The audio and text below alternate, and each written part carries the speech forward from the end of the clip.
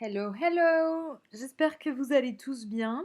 J'ai décidé de refaire des vidéos simplement pour votre niveau en troisième, même si certains d'entre vous vont revenir à l'école. Ceux qui reviennent ne sont pas du tout obligés d'écouter la vidéo, puisque je pense que je vais me répéter avec ce que je vais dire en cours. Voilà, cela dit, ça peut être pratique pour ceux qui ne reviennent pas en cours, parce que euh, nous allons donc terminer la séquence sur la ségrégation. Et ensuite, du coup, on va pouvoir commencer notre credo. Donc, vous allez avoir une affaire à résoudre. Malheureusement, j'aurais aimé que chacun puisse avoir un rôle. Et comme ça, on aurait pu s'interviewer dans la classe, etc. Ça va pas être possible du tout. Chacun aurait dû avoir un rôle dans l'histoire. Voilà, donc ça va pas être possible, sauf si vous avez des idées. Moi, je veux bien les écouter. Maintenant, je sais bien que certains élèves ont lâché, je pense. Donc ça va être compliqué de réussir à obtenir un témoignage de tout le monde. Voilà, si vous avez des idées, moi je suis tout à fait preneuse. Euh, voilà. Donc cette semaine, on va terminer, donc, comme je disais, la séquence sur la ségrégation. C'est assez triste parce que c'est vrai qu'on est là pour le coup, on est vraiment ancré dans la réalité. Et la séquence, et voilà, vous avez des exemples hyper concrets en ce moment même. J'en suis désolée d'ailleurs, voilà, que ça soit aussi ancré dans la réalité au final. Voilà, donc on va commencer dans un premier temps par corriger le discours de Martin Luther King. Donc vous l'avez juste ici. Je ne sais pas s'il y a réellement besoin que je passe à travers. Donc là, vous avez la correction. Vous pouvez faire arrêt sur image. En fait, si vous comprenez bien, tout ce qu'il peut dire, c'est par exemple ici, là, cette première phrase, elle est juste super intéressante. Il dit The sons of the former slaves and the sons of the former slave owners will be able to sit down together at the table of brotherhood. C'est hyper intéressant. Donc, rien qu'avec cette phrase-là, il dit euh, j'ai fait un rêve qu'un jour, les enfants, les fils des esclaves, des anciens esclaves, former c'est ancien, vous vous souvenez, on en avait parlé avec former president, l'ancien président, euh, et les fils des anciens déteneurs d'esclaves, ok, euh, seront capables de s'asseoir autour d'une table de brotherhood, c'est la fraternité, quoi. Voilà. Donc, comme je vous ai mis au-dessus, malheureusement, c'est un discours qui pourrait encore être prononcé aujourd'hui. Donc voilà, on repère quand même dans son discours, on a surtout des États évidemment du Sud, Georgia, Alabama, Mississippi, d'accord, qu'on connaît bien maintenant. Voilà. Ensuite, la deuxième étape, c'était sa vie. Donc je vous ai remis dans l'ordre, bien entendu, et puis vous avez aussi des verbes que vous allez pouvoir corriger. Donc voilà. S'il y a des questions, n'hésitez pas. Ensuite, vous aviez un exercice, vous aviez juste à répondre très rapidement. Lorsque vous avez in devant, il va vous falloir une année simplement derrière. Je prends l'exemple ici. In April 1968. Et là, en fait, lorsque vous mettez la proposition on, ça veut dire qu'il va vous falloir un jour précis derrière. On August 28th, 1963. Vous voyez la différence? Ici, on a un jour, ici, on n'en a pas. Donc, ici, on va mettre in et ici, on va mettre on. Voilà la différence. Voilà, voilà. Ensuite, vous aviez la biographie de Medgar Evers, qui lui aussi a fait partie du NAACP. Vous vous souvenez, je vous en avais parlé. C'était le premier mouvement pour les droits des Afro-Américains. Donc voilà. Le petit texte est là, corrigé. C'est toujours pareil, si vous avez un doute, n'hésitez pas à m'envoyer ce que vous avez fait. Il peut y avoir d'autres possibilités.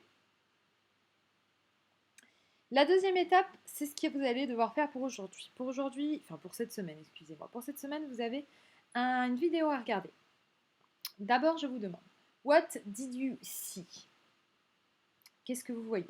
What is the video about? De quoi parle la vidéo? What do you understand? Qu'est-ce que vous comprenez? Ok. Donc là, très rapidement, vous me faites une petite phrase pour me répondre à tout ça. Ensuite, je vous demande, what are the different discriminations blacks have to live with? Donnez-moi des exemples, dans la vidéo, il n'y a que ça justement, des exemples de discrimination que les Afro-Américains peuvent vivre encore à l'heure actuelle. Voilà. Et du coup, on va arriver à la tâche finale, d'ores et déjà. Je vous demande, et voilà, c'était pas la tâche finale que j'avais prévue, mais je pense que là, elle tombe exactement au bon moment avec tout ce qui se passe. Je vous propose de témoigner, voilà, dans une lettre ouverte, soit pour un journal. Vous imaginez, vous êtes afro-américain, vous écrivez une lettre ouverte, soit à un journal, soit à Donald Trump. Parce que vous savez que Donald Trump n'est pas forcément du côté des Afro-Américains. Il a menacé d'envoyer l'armée pour sécuriser les rues, comme les Afro-Américains étaient en train de casser tous les magasins, etc. Certains, bien sûr.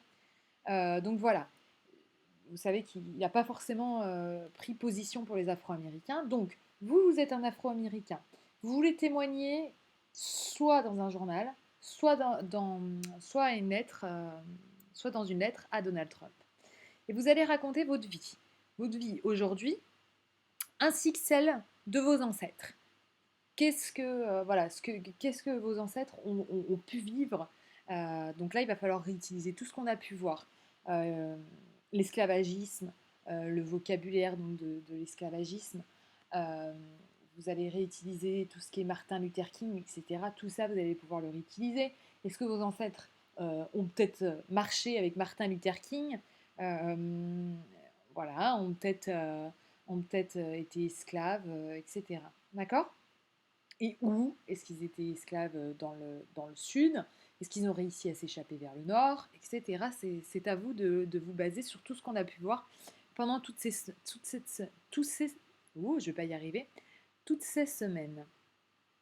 Vous pouvez bien entendu m'envoyer la tâche finale, je serai absolument ravie de voir votre travail, puisque vous savez à quel point ce sujet me tient à cœur.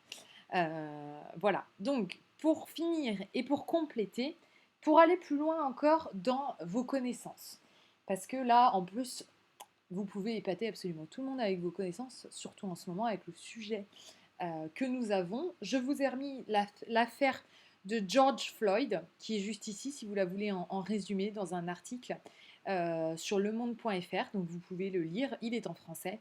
Euh, voilà. Ensuite, vous avez éventuellement, si vous voulez faire des recherches, il y a énormément d'autres personnes qui ont pu décéder de manière aussi horrible que celle de George Floyd. Vous avez l'exemple de Eric Garner. Eric Garner, il est mort en 2014, exactement de la même façon que George Floyd. Il s'est fait étouffer par un policier qui est monté sur lui. Voilà, donc si vous voulez aller capturer d'autres renseignements, il y a aussi, mais j'ai pas réussi à vous trouver, j'en suis désolée, à vous retrouver le nom, si j'arrive à vous retrouver le nom, d'un jeune homme qui est un jeune homme de 12 ans, hein, qui s'est fait aussi tirer dessus par un policier parce que le policier croyait qu'il avait une arme et en fait il était en train de s'amuser avec ses copains à jouer avec une arme factice. Et le policier a cru que, évidemment, comme il était noir, qu'il était en train de s'amuser à tirer sur ses petits copains blancs. Et du coup, le policier a réagi en lui tirant dessus et il est décédé, ce jeune homme. Je crois que c'était en 2016. Je sais plus. Si j'arrive à vous le retrouver, je vous envoie ça.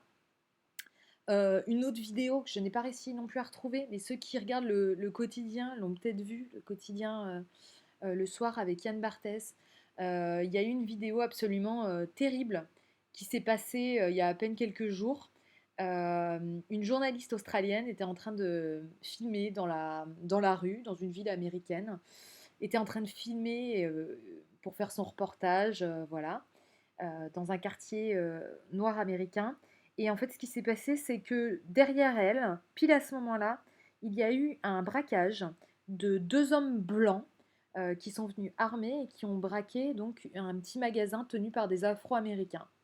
Ce qui s'est passé, c'est que donc ça a été filmé, etc. On voit clairement que c'est les hommes blancs qui sont en train de les menacer. Et donc ils ont appelé la police, bien entendu. Les policiers sont arrêtés et je vous le donne dans le mille, ils ont arrêté les Afro-Américains. Voilà. Alors que même la journaliste australienne était en train de crier que c'était les hommes blancs qui étaient en train de partir avec leurs armes, qui étaient les coupables. Voilà. Donc, voilà. On a encore énormément de progrès à faire, que ce soit aux États-Unis, en France, n'importe où, sur le racisme. Vous êtes la génération future, j'espère que vous en avez conscience, et j'en suis sûre d'ailleurs, je vous fais totalement confiance pour ça. Mais voilà, cet événement fait un peu mal, avec, en plus de la mort de George Floyd, voilà. Je continue, juste en ce moment, voilà ce que vous pouvez voir partout. Le genou à terre, tout le monde a fait le symbole du genou à terre. Ça, c'est quelque chose qui vient de 2016. Le premier à l'avoir fait, c'est Colin. Vais-je réussir à le prononcer? Kaepernick. Colin Kaepernick. 2016. C'est le premier à avoir mis le genou à terre. C'est un footballeur, un footballeur américain du American football. Ok, il joue au football américain. Voilà ce que je voulais dire. Il est afro-américain. Et à ce moment-là, en 2016, il s'était fait copieusement insulter par Donald Trump pour avoir fait ce geste-là. Voilà. Et aujourd'hui, c'est celui qui est repris. Et juste derrière, vous pouvez voir le monsieur l'autre joueur, qui a le poing levé. Et ça fait complètement référence.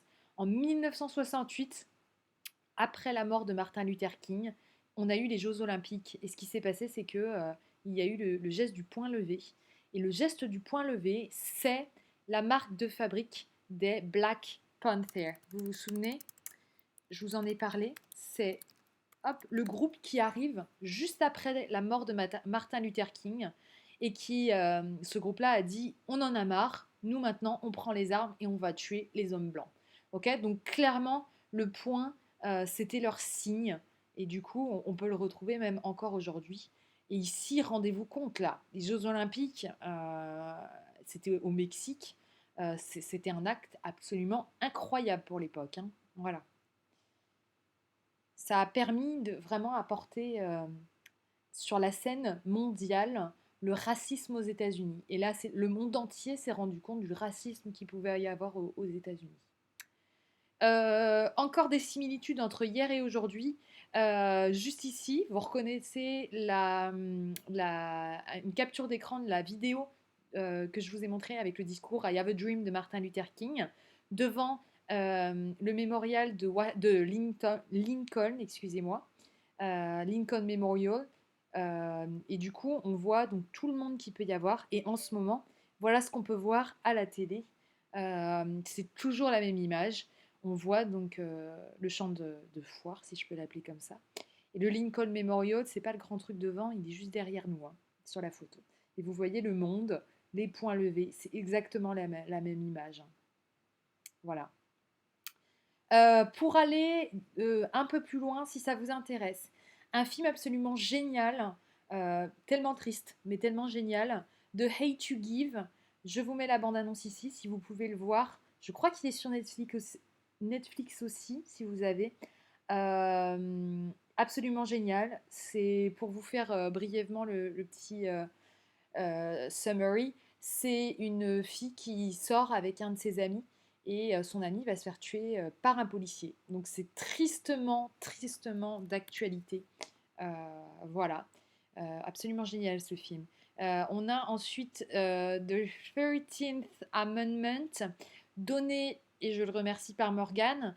Je ne connais pas, mais apparemment c'est plutôt pas mal aussi. J'en ai beaucoup entendu parler aussi. Et puis comme Morgane me l'a conseillé, je vous le donne aussi. Voilà. The 13th Amendment, ça fait référence à l'amendement contre l'esclavagisme. Vous savez, c'est la loi en fait. Amendement, c'est une loi, ni plus ni moins, qui a été mise en place pour interdire l'esclavagisme. Voilà. Dernier film qui est absolument superbe aussi, je vous en parlais l'autre jour et je l'ai enfin retrouvé, c'est Loving. C'est une histoire d'amour, la première histoire d'amour, entre guillemets, officielle, parce qu'évidemment il y en a eu plein d'autres, entre un homme blanc et une femme noire.